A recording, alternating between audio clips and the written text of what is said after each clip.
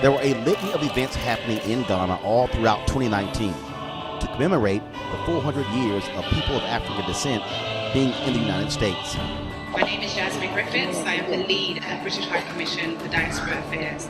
I am honoured to welcome you to the Beyond the Return breakfast. During our visit in December 2019, the official Year of Return Committee hosted a breakfast at the upscale Kempinski Hotel Gold Coast City in Accra to recognize this major event.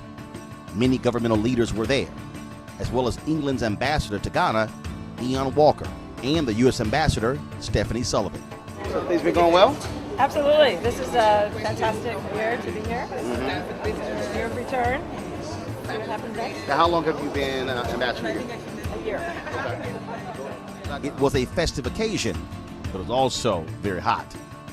Ghana's president, Nana Akufo-Addo, spoke about how vital the 2019 project was to the country, and that it was his desire that it not just be a one-time thing for the purpose of tourism. Let us imbibe in ourselves deep consciousness and understanding of the goals and history of the African people. The second half of the 20th century witnessed a great blow for human freedom and progress when the African people, in the wake of Ghana's shining example, liberated themselves from the colonial and imperialist yoke and the racist ideology of apartheid, and emerged as free, independent people to construct new nations in hope and advancement. The first half of the 21st century should consolidate this development and see the growth of modern, prosperous, technologically advanced nations within a united Africa, which will make a reality of the dream of the 21st century as the African century, and bring dignity and respect to black people all over the world. Thank you once again to all those whose contributions in diverse ways helped in making the Year of Return a success. My visit to Ghana would not be complete if I didn't get a few words personally with President Akufo-Addo. So me and my Ghanaian production team got to work to make that happen, and it did. I was placed in a car in the presidential motorcade, and we traveled to the Golden Jubilee House, the official residence and home of the Ghanaian president. President Akufo-Addo welcomed me into his office, where we sat down to discuss his vision for the future between Ghanaians, Africans, and African Americans. President Addo, I surely appreciate you sitting down with me. Thank you so very much. Thank you very much. You came to the United States in 2018 to announce a year of return.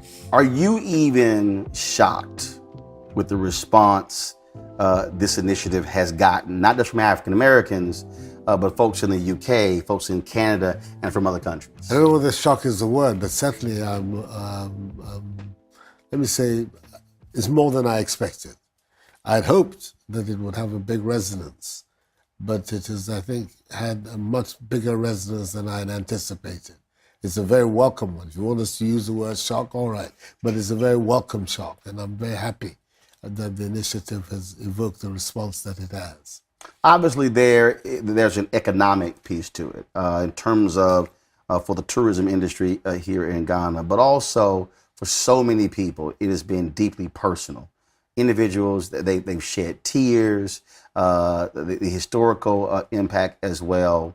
What did you want people? What did you want, and what do you want them to get out of this experience of returning to Ghana, many of them for the first time? I think really something quite simple, a recognition that really we are all the same. We are from one family. We are now divided by the ocean, the Atlantic, and of course by the history, very tragic history, but that essentially we are still one family. And I'm hoping that this whole Year of Return thing would allow people to see that, and therefore give us an opportunity to really solidify the relations between us on both sides of the Atlantic and see ourselves as part and parcel of one African family. I think it's important for us. It's important for our sense of self-worth. It's important for our sense of identity. And certainly it is important for any effort that we're making to empower ourselves in the world. The first president of this country, President Nkrumah, educated at a historically black college in the United States, there's always been this relationship between many African leaders and HBCUs and America as well. What do you hope comes out of this in terms of a better or different relationship with African Americans, especially when it comes to commerce, when it comes to investment, when it comes to partnership? I think once the acknowledgement, the recognition, the awareness that we're part and parcel of the same family, on that you can build everything else. You can build cultural exchanges, commercial exchanges, investment cooperation. Whole edifice can be founded once that fundamental base is recognized. We are part and parcel of the same family. Then on it you can build all the relations that suggest themselves. And that, of course, is building the economic relations. At the end of the day, people are identified by the level of prosperity, the level of development that they've attained. And I think that together, if we forge this relationship, we can assist ourselves and reinforce ourselves to be able to lift ourselves up. And I think it has the possibility of taking us to a new space, and therefore a new recognition by the world of who we are as a race, as a people. This morning at the breakfast, you talked about moving forward. And what was really interesting to me when you talked about the impact of the Chinese diaspora on China and its development. And as I was listening to that, what you were essentially saying is that, look, when you look at the African diaspora, there is an opportunity here to really take this country, take this continent to a whole new level with the folks who are part of the diaspora. Absolutely, absolutely. Those who went to America and the Caribbean are part of the most developed economy in the world today, especially the American economy.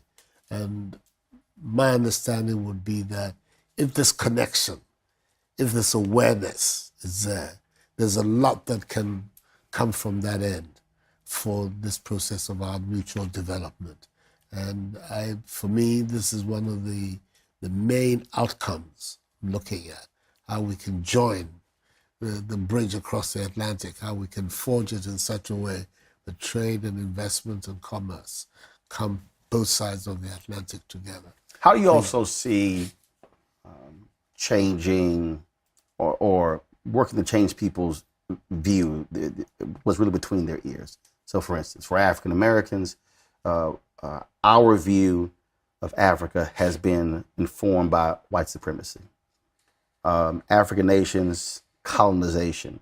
I spoke at a church on Christmas Day here, and I said that really what is required is a massive reprogramming as to how we see ourselves versus what we've been taught about ourselves. And this is why it is so important to have this personal, physical contact, for people to come here and see where we are.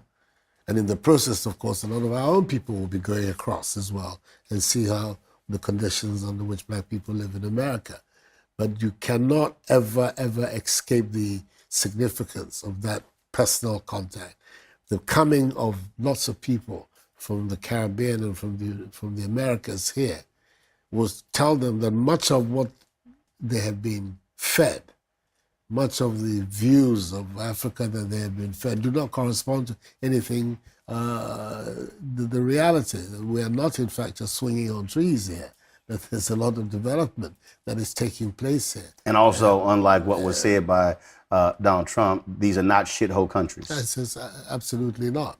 I said so at the time to him, that I thought that was an unfortunate statement for an American leader to make. We're not, Ghana certainly is not a shithole country. And as I say, the coming over is a way of opening up the consciousness, the awareness. And that is what you're talking about when you say what is between here. Mm-hmm. It is a question of the awareness, the expansion, the consciousness, and seeing that really people here, like you over there, we're all part and parcel of the same human race. We're part and parcel of the human family. And in our particular case, we have the added proximity of all being black people. And myself, I think that if we're able to forge this relationship, the beginnings is what we're seeing now. You spoke about Kwame Nkrumah in the early days. I think that we have advantages here which were not present in his time. Communication, especially, and all the new technology that connects people. All of that, if we bring all of that into play, we have the opportunity really to build a really new relationship that can be very strong, which we can benefit from, you on that side, us on this side as well. Well, communication is important. When I met the Asante King, there were several individuals who work at the palace who saw me and they say, I see you on YouTube, Facebook. We're gonna make sure you meet the king. And so it has been interesting traveling the country. I've been to several different cities. We've been shooting lots of interviews, and individuals who not necessarily who saw me when I was on CNN, and I haven't been there in 6 years, but who are seeing me on the internet. That's how we're and are seeing the conversations, the stories that we're doing. And certainly when we take this back, being able to show that, to give people a different view that's unfiltered, which is also the name of my show, because it's not a matter of doing it through somebody else's lens, really through this perspective. Yes, and that is, I think, also the other very important aspect of the CEO of Return, that we have a way so that we can tell our stories to each other ourselves without the filter of third parties, so that what you see here in Ghana are your own impressions. They're not the impressions that have been imposed on you or forced on you or which have influenced you, but your own direct, personal, sensory perceptions of what is going on. And I think it's very, very important in when you're trying to build a relationship of sincerity and integrity, that it should be informed mostly by the personal responses, reactions that you get from being amongst people, from interacting with people. And I'm hoping that this year of Return, and then we find a way which we can build on it to maintain this interchange, this intercourse, as a permanent feature of our lives. Got to get your thoughts on several Western African nations saying they're not going to use the CFA. And it's interesting, I had the former ambassador to the African Union on my show several times, and she's really been talking about Africans being independent and really forging his own path in his economy. You made comments when you were when the French president, where you made it clear, stop looking at Africa in terms of development aid, well, in terms of charity, look at this in terms of investment. And so I think those two, what you said then and then that action they just took, really speaks to saying, no, we are seeing ourselves and projecting ourselves in a much different way, especially with this. And we have to. It just doesn't make sense that the richest continent in the world should be inhabited by the poorest people on the globe. It doesn't make any sense. And it is largely because of the relationships that have been forged both in colonial and post-colonial times that ties us down and makes the exploitation of our resources benefit people outside the continent and not ourselves.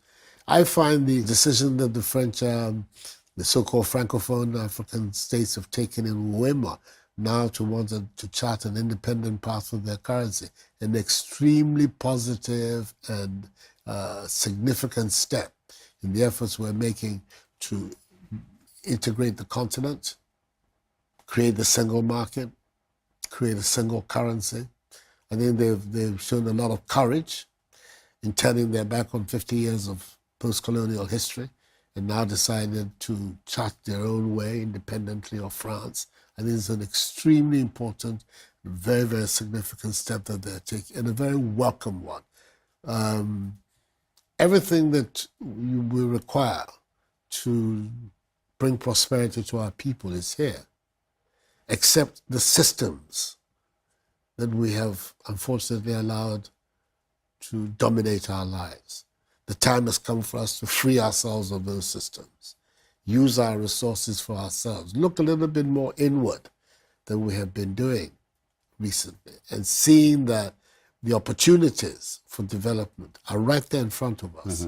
What we need is a mental and intellectual organization to make sure that these resources are used in a really positive and progressive manner. How do you see African Americans helping with that? See, African Americans as being part of the African family.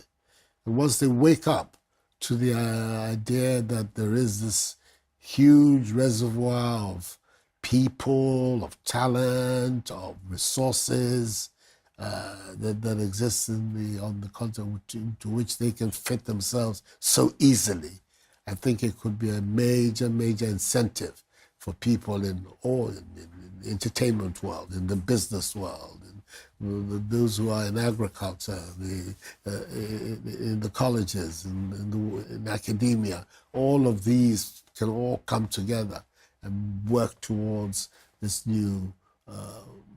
Some of these words sometimes sounds a little bit grandiose. You talk about Renaissance, but I can see the possibility of a new rebirth and revival of the black peoples of the world, in which hopefully the year of return will prove to be an important ingredient.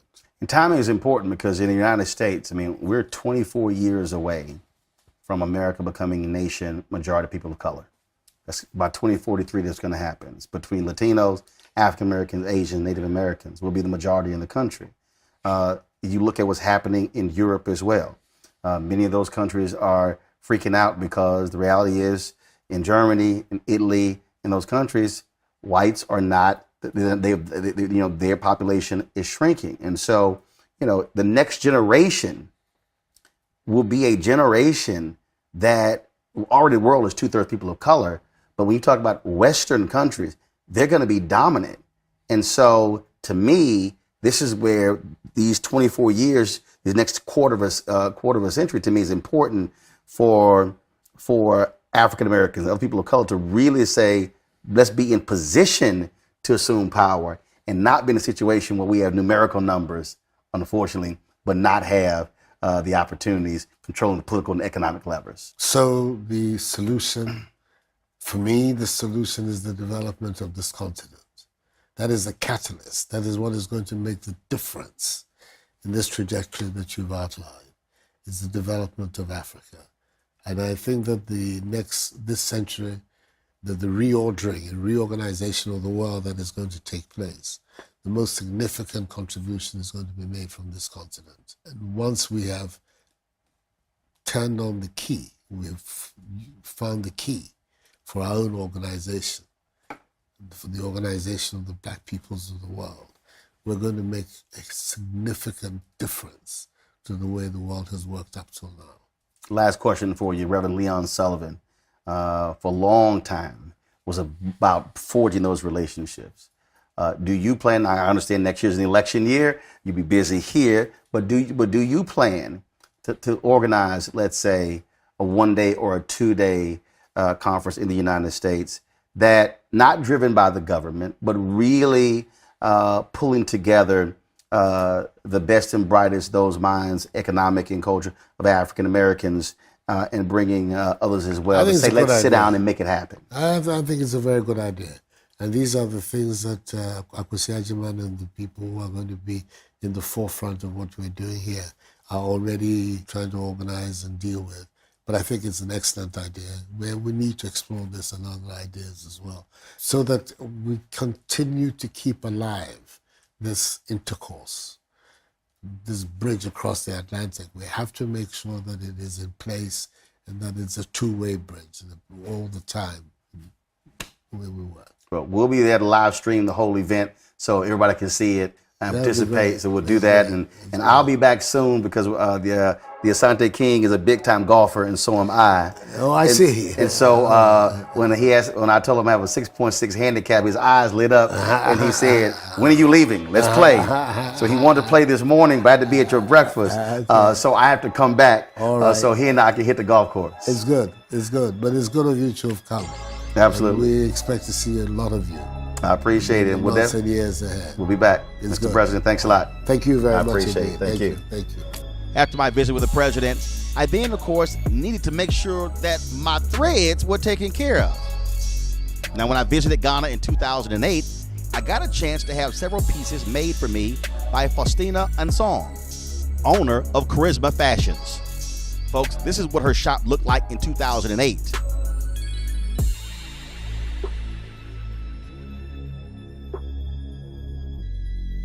And this what it looked like in 2019. Boy, Faustina has come a long way. All right. Well, good to have you back. Glad to be back. Yeah. I got stuff Great. to be made. Good. All right. Yeah, so come in and have a seat. All right.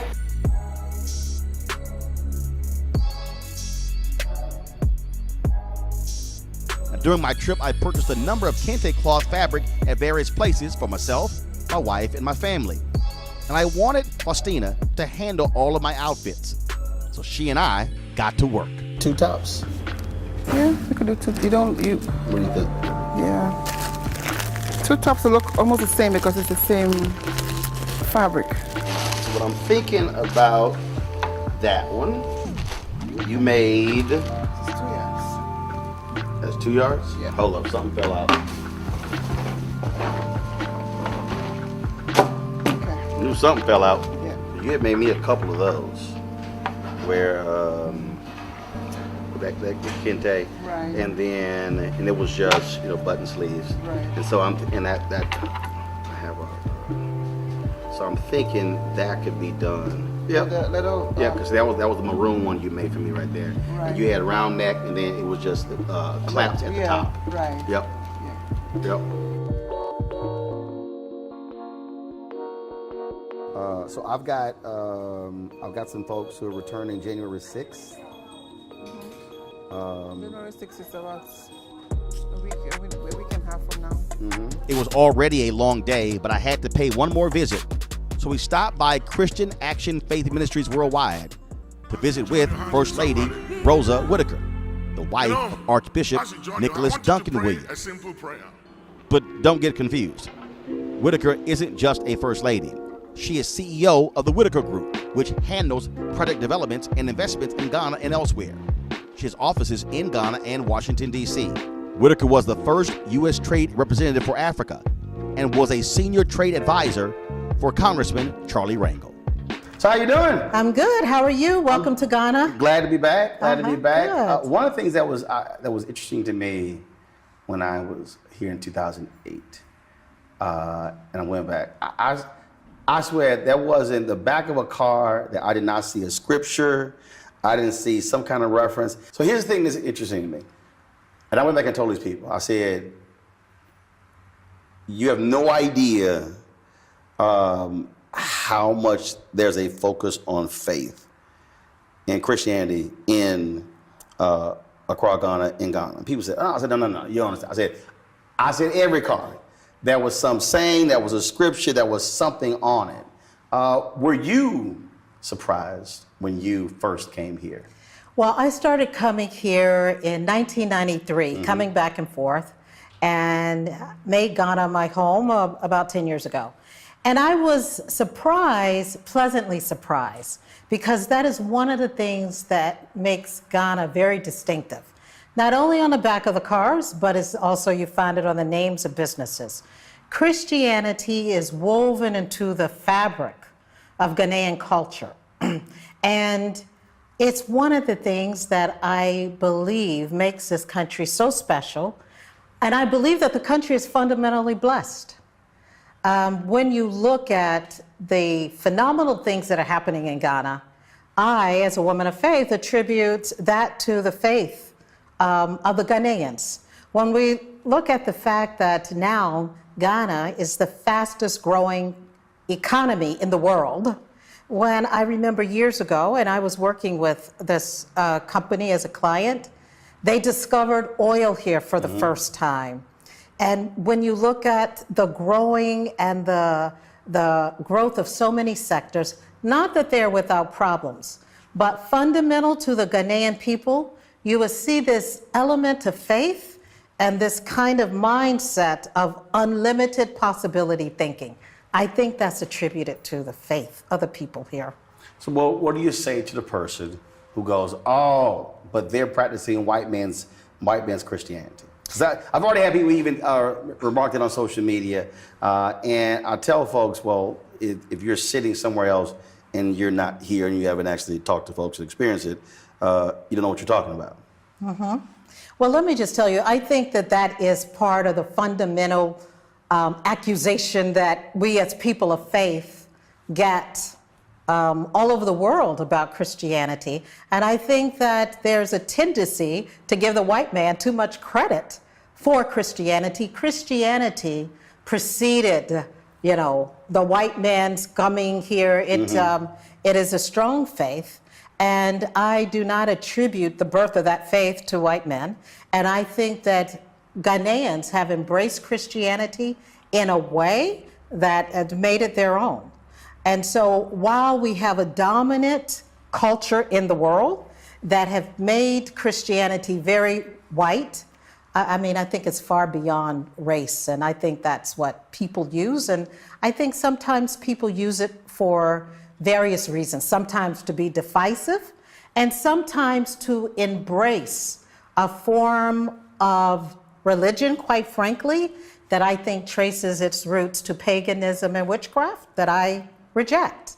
So you will see that kind of conflict here, because some people will say, well, our origin of faith is this. And Christianity is from the white man. Christianity preceded the white man ever coming to Ghana.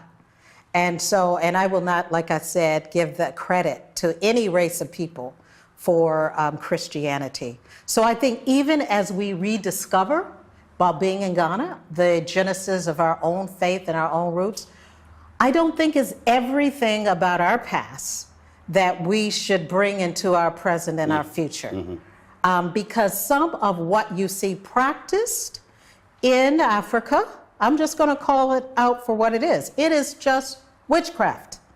And it's dressed up with a nice little bow and called Black culture, African, going back to your roots. It's witchcraft. And that is a kind of witchcraft that is not only a part of the African experience, but the experiences of other people. So I believe it's not everything from the past that is good. As we become more enlightened, as we become as we get more revelation about the Word of God, I think we have to act upon it. And just like I would not think we should embrace the form of Christianity practiced and justified by the slave masters, I also equally reject that. I must say, are there any churches that don't have billboards? I mean, we're driving down the street. I'm like, man. I'm like, we've probably been to 5 or 6 cities since I've been here, and I'm sitting there going, dang. If people talk about the number of black churches in neighborhoods, black neighborhoods in America, I'm like, they come here, they'll totally freak out. Well, you know what? The thing about it, it's very interesting, because when you have the opportunity to visit and live on both sides of the Atlantic, you see these differences. And we would attribute that many billboards with the face of the pastors, I know that was my initial reaction, to a form of narcissism that's unacceptable in Christianity. But here, it's not necessarily attributed to narcissism. It works. And it works because in my view, a lot of African people, I know Africa is not a monolith, but if you go to Nigeria, if you go to East Africa, you're going to see those billboards with the churches everywhere. I think it works because people are visual, and whereas we would put Hollywood on a billboard, they put men and women of God on a billboard, and they use billboards to spread the message about God, and they use billboards to put the word out. This preacher is happening, this service is happening. So it's not based on the same form of narcissism like we would attribute in a state. I think it's one of those things that just simply works. You talk about being here since '93, and well, I visited first. Sorry, visited first, but living here since '93. The thing that I still find to be very interesting, are the number of people who just have no idea. I mean, you have the people who say, "Oh my goodness, is there hot water there?" And you're looking at them going, "Okay, you do know it's 2019." And I look at some of these comments, and it is stunning to me how so many of our folks have been conditioned based upon what they've seen, what they've been told by other people, what life is like in many African nations, as if you don't have skyscrapers, as if you don't have technology, as if you don't have many of the same things that you see in Europe and the United States as well. How often did you get that when you first started coming here, and people with those assumptions? Well, unfortunately, I still get it. Right. And I have always gotten it since the first time I visited Africa was in 1984, and Zimbabwe, and then I eventually moved here and started spending time, but I visited for many decades before I ever started living here. But I also believe that part of that is by design. Self-hatred has been a very tragic part of our whole existence. And I'm not blaming anybody for it, but if you look at most characterizations of being of African descent in the world, it's with these kind of tags of being, with these kind of misrepresentations. Well, if to be honest, I mean, it's driven through a white prism. I mean, the reality is, you grow up and you see these commercials. You think everybody on this continent. First of all, most people act like it's a country. It's a continent. That people are starving to death. That flies all around because that is in terms of what is driven. Then of course you take media, you take movies or whatever. Exactly the role that Tarzan played. And again, when those images are constantly being played back over and over and over again, it's reinforcing that. And I said this the other day on Christmas Day, and I spoke at a church here. I said for African Americans, our worldview was driven by white supremacy. If you were in Africa, it was driven from a colonial perspective.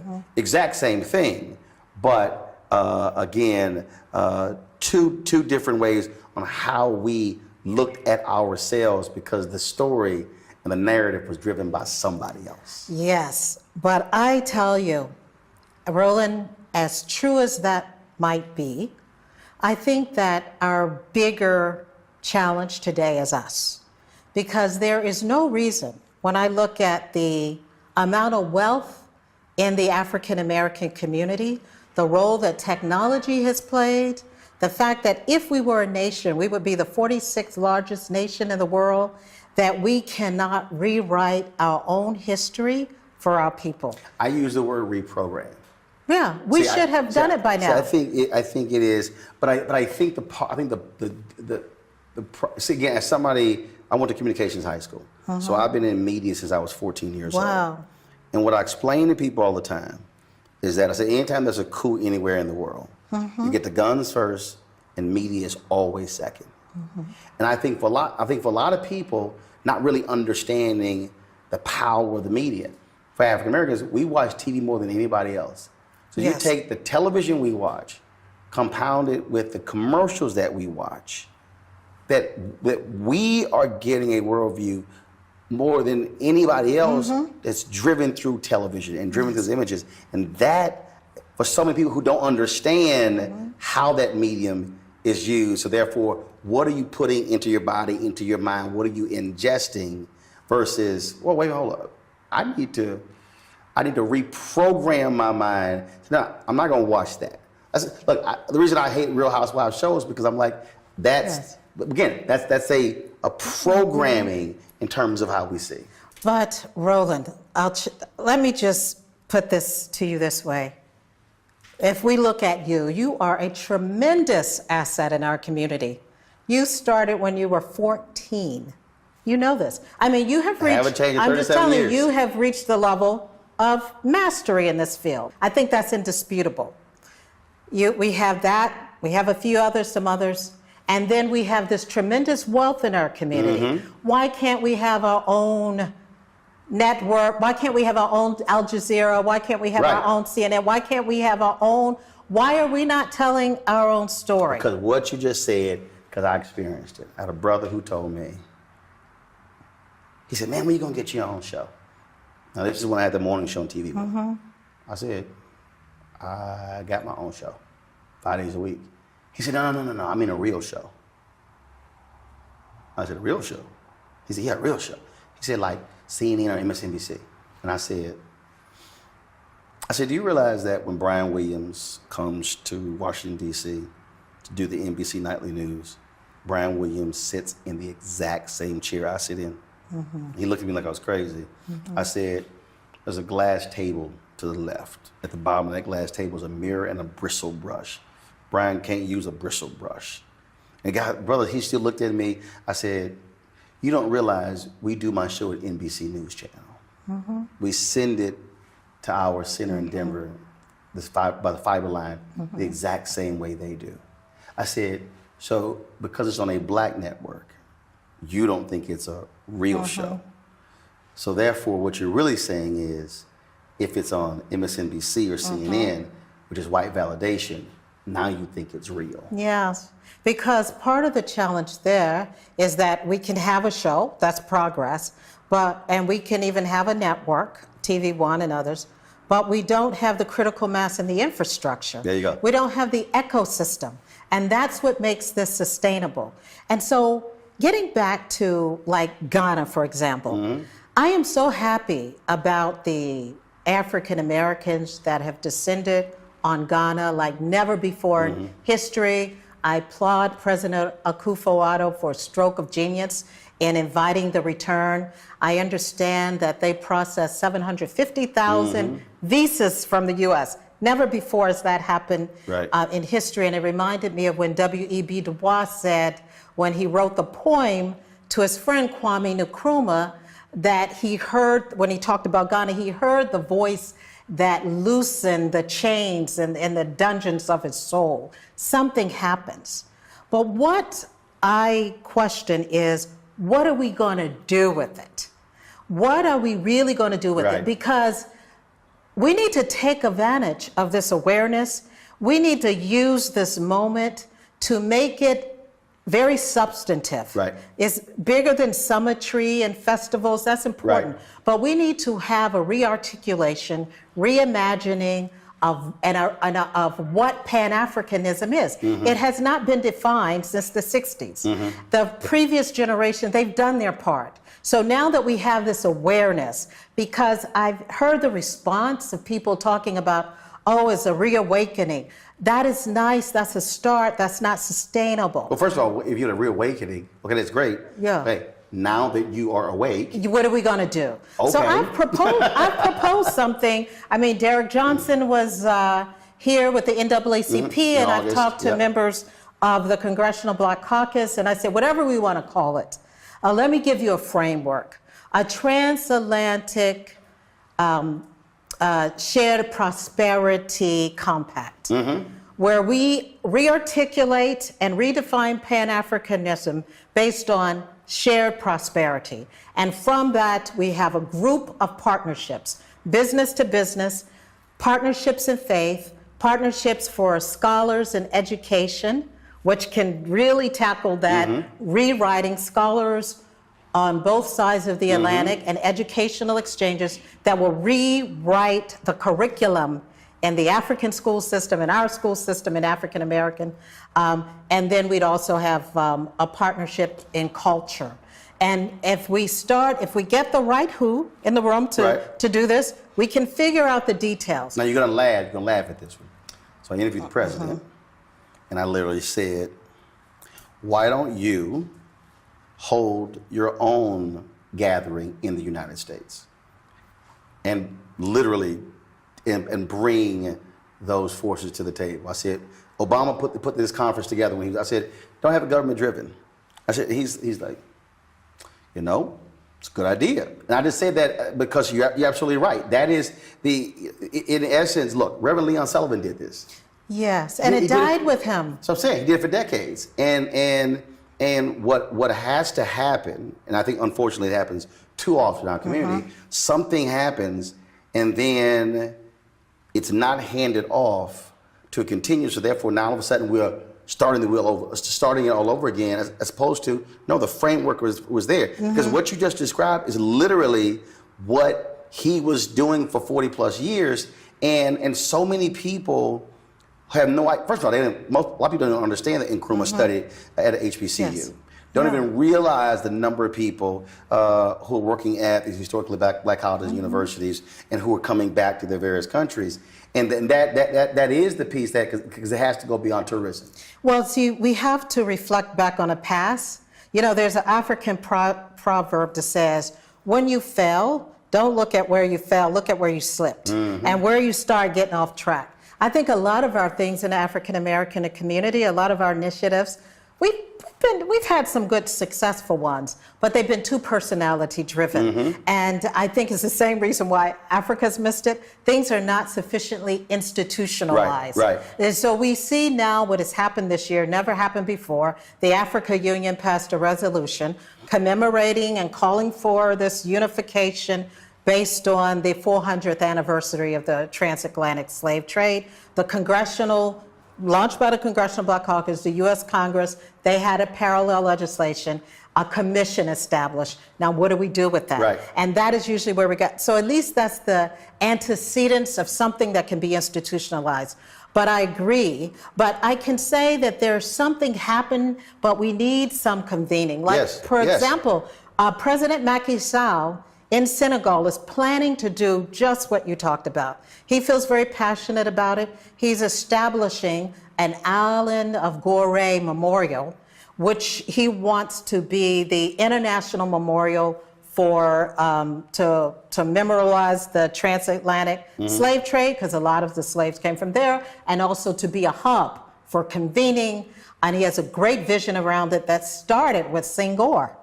And he's planning to come to Washington this summer. He wants to do it at the Smithsonian Institute for, African American History, to address the African American leadership, political leadership, business, culture, media, about this vision to kind of coalesce people. And I know privately and even publicly, President Akufo-Addo has been doing the same. We have other people talking about it. Now, how can we connect the dots? Absolutely. Because honestly, that would be so incredibly transformative. When I look at, and part of the other problem, we focus too much on our differences. I do not fall into that litmus test. Well, you all are very different from the Africans. I said, well, who is the same in any group of people? We are supposed to be different, and the diversity of our views, that's part of our strength. But let's focus on what we can agree on, and we can work around that. What we can agree on is that people of African descent are the poorest people in the world, period. That's unacceptable. We have 422 million African people living in poverty. We have 9 million African Americans out of 40 million African Americans living in poverty. Yet, we have Africans sitting on some of the most valuable strategic resources in the world. Even if you want to talk about Africa's subsoil assets, we're talking about $23 trillion. We have an African American community that spent $1.2 trillion in spending in consumerism. It's not really rocket science if we really get intentional about putting it together. I posted something on my Twitter page, Instagram, Twitter, and Facebook, while I was here, and I said African Americans should be looking at the economic opportunities in Ghana and Africa, and all these people. What is that going to do for the people here? And I said, you do know that people in other countries go to other countries and invest and start businesses, get rich, and send the money back. And I'm sitting here and I'm going, I said, 7 of the 10 fastest growing economies right now are African nations. Why in the world would we not be trying to figure out how to connect? I said, because the Lebanese are, Yeah, the Chinese everyone are. else has I said, figured out. now, if everybody else is seeing what's happening, how in the world are we so isolated to somehow think that, no, we should only be talking about how do we build businesses here in America? I said, it's called global capitalism. Yes. I said, everybody else is doing it. We will be crazy to do it. And it's with people who look like us. Yes. You know, I have spent over 40 years promoting economic trade and investment. I was very honored to have served, come into the Clinton administration as the first assistant U.S. trade representative for Africa, stayed on a year with President Bush, and was one of the architects of the African Growth and Opportunity Act, where so many opportunities have flowed and emerged from that. And I'm just looking at the fact that in the U.S., we just created this $60 billion U.S. Finance and Development Corporation, which provides some financing, investment capital for these kind of partnerships. Why are we not aware and part of it? So I want to applaud you, Roland, because you've really been talking about the right things. Even around the African Growth and Opportunity Act, I used to work for Charlie Rangel, and I worked in his office. We worked on that for 5 years. And we created that with a vision that our people would benefit. Now, as a result of that, even last year, we had about $15 billion in trade between the U.S. and Africa happen as a result. That was the genesis of the investment funds created by the U.S. OPIC for Africa. Where is and where was the African American community? And it goes right back, in my view, to what you just started with. It is the perception. It is that we have not taken control of the storytelling. We've not taken control of the narrative. Even the most educated people in America are ignorant about Africa. Do you believe, as an African American business person, that you could go to Russia or Europe and be more successful than you can be in Africa?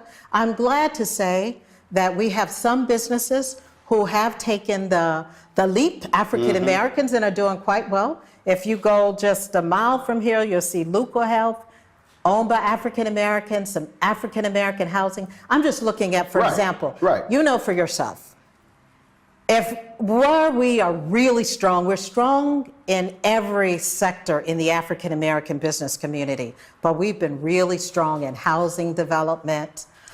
We've been really strong in those areas. In Ghana alone, we have a 2 million unit deficit in housing. Wow. Yes, in housing. 2 million. 2 million unit deficit. In fact, it's interesting. I ran to, we were in Kumasi. I ran to the, we were here to the Cultural Center. I ran to the mayor of Kumasi, and we did a quick interview. And he talked about, he said, we're a city of 3 billion people, but 1.5 billion more come in every day. And he said, we don't want that many people driving. So he said, we want to build residential housing. We want to build outlying parking structures so they're taking public transportation in because of how it's impacting the environment.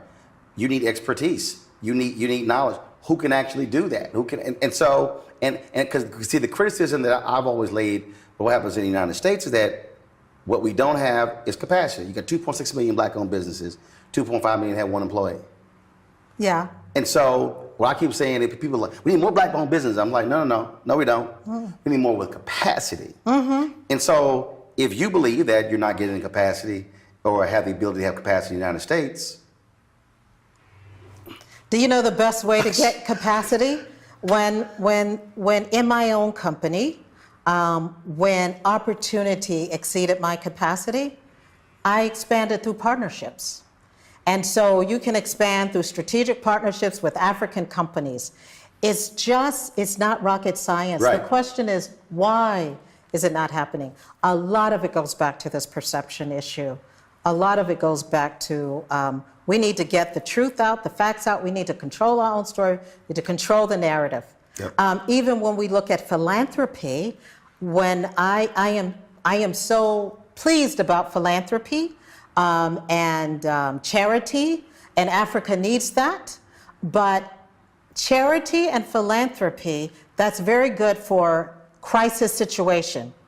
But you've never built an economy on charity and philanthropy. So Africa needs to build and grow its economy, and that's what's happening. It's just that we're not present enough, like every other part of the world, on education, job creation, technology transfer, skills development. All of that is the same formula. And so, and when I even tell people that even if you look at philanthropy, African American giving is 25% greater than all other Americans. And so we are giving people, we are business people. Africans are naturally entrepreneurs, because when you talk about why the church is looming so large, because the needs of African people across the continent far outstrip the capacity of the governments to do it. And so if you look at, you're now in my church, I wear many hats, and I'm very honored to be First Lady of this church, one of the largest in West Africa, and well, I'll say in Ghana for sure. And if you go around our campus, you will see a clinic, you will see a university, you will notice that the doors never close. You can come here. You'll see a food pantry. You'll see a television. You'll see a bank. We have a bank. And the price of admission for that bank is that they had to train our people. We don't own the bank, I should say. They had to train our people on financial literacy, and they had to put our people in mortgages on some concessional terms, because the concept of church is taking care of the needs of the community. It's transactional. And it's because you have, how can you be in a body of Christ and have people with so many needs?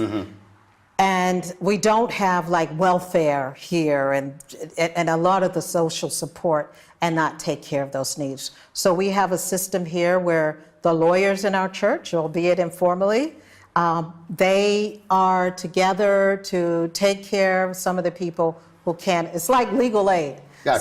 So it births, and we're not the only churches. So it reminds me of similar to the way the African American churches. I mean, if you go in Washington, if you look at Bible Way, I mean, they own blocks, and they're taking people. It's not just a church; it's community. There's a community, right? And so that's the way I would probably describe a lot of the church growth and church life in Africa. Well, I am hopeful, just as you are, that with all the folks, and I've had people on my social media pages who've been seeing stuff we're posting. Oh my God, I can't wait to visit. I mean, do understand that we have to change your narrative, and I really do hope that folks, what you talked about in terms of all those facets being brought together and putting folks in the room to say, look, opportunity is there. Somebody is going to take advantage of it. We already see it happening. Other nationalities taking advantage of it. Black folks, it's there. We're connected now. Let's go. And we're welcomed. But Roland, let me just say, you've been a forerunner. I've followed your career, and I hope that you will be a forerunner on this new movement, what I call the redefinition of Pan-Africanism in the 21st century context. Because one thing about technology that you've mastered is the great equalizer. Yes, it is. That's why I created the digital platform. I mean, when people, it was very interesting. So when the TV One show got canceled, people were like, okay, but I'd love you to go back to MSNBC. I said, no, I'm good. And I said, first of all, I was at CNN for 6 years. Great, it was wonderful. I said, let me be as frank as possible. This person, they thought I was nuts. I said, I'm not really trying to ask a 32-year-old white producer, can I go cover black people? And they sort of sat, they were like, whoa. And I had to remind folks that I ran 3 black newspapers. My first internship was at a black newspaper. First time I got paid in media was from a black newspaper. Okay. And I got paid by Black Network before CNN did. And so same thing, when I'm talking about this reprogramming. The fact that, so for this, because I own my own digital platform, because I own these cameras, because I have the ability to pay the crew, I'm not asking somebody, can I go tell this story? I said, no, we're doing it. And I had to remind this person that when I was at CNN, Winnie Mandela came to Birmingham, Alabama. They couldn't get anybody to interview her, all the different anchors and reporters, so they came and asked me. I was like, okay, fine. So I got on and interview her, and when we do the interview, we come back, and then they said, well, why didn't you ask her this, this, this? And I said, why in the hell y'all didn't go talk to her? I said, I'm sorry. I asked her what I wanted to ask her. And they said, well, we're not going to run the interview. I said, okay. I went to the president network. I said, give me the interview. I'm running on my TV One show. And he did. When she died last year, we restreamed that interview. That interview would have never been seen had I not said, give it here, I'm running it. And that is the thing for me that I'm not interested, and I never have been, but I'm not interested in asking, with all due respect, anybody white, can I talk about black people? Well, let me just say that, we have 7 billion people in the world, and that's going to increase by 2035 by 2 billion people. And 600 million, 1/3 of those people are going to be African people. And there's a demographic dividend here because Africa is the youngest continent in the world. And so now through digital media, you can reach that Africa will have a bigger population than China and Russia, and I know those are countries, right? But Africa's a continent, but it's a very balkanized continent. So when we talk about a critical mass of people, when we talk about growing in every direction, growing economically, growing in terms of population, youngest continent in the world, but in a few years, in less than a decade, 1 in every 4 workers will be African. So as you execute this vision, which I ask God to bless you for it, keep in mind, what you do anyway, but that the bigger, broader population will be African, and you don't need that old infrastructure to reach them anymore. They get it on their phones. In fact, increasingly in Africa, television is becoming obsolete. So I said, I believe it's going to be like those landlines. African countries had invested all this money in landlines, and it was wasted because they leapfrogged and went into mobile phone. It was a mobile phone revolution, and more people were on mobile phones. And that's what's happening now. And that is a game changer that's going to allow these partnerships and these relationships to forge like never before. And when we talk about partnerships and relationships, I know people think, this is an old form of racism. And I was like, no, unity and building on a common heritage and building on a common vision instead of focusing on differences, that makes the entire world better. There is no racism about that. That is something that I think people should be very proud of. And I think you playing a really key role in this. And I really do wish you all the best. Appreciate it. Well, we're going to keep telling the stories and speaking truth. And like my philosophy is still the same. If you do good, I'll talk about you. If you do bad, I'll talk about you. At the end of the day, I'm going to talk about you. I heard you talking about some people, but you know what? Don't lose your courage. Oh, no. I think it's too late for that. You're right. At 51, that ain't going to happen. No, that's not. Right. I doubt it. No, not going to happen. No. In fact, I got more than when I was younger. Yeah? Well, that's the thing about courage. When you stand up a few times, you get more courage. That's the only way it rolls. Yeah. I appreciate it. Thank you Thanks so a lot. much. Thank you. Thank you. Thank you.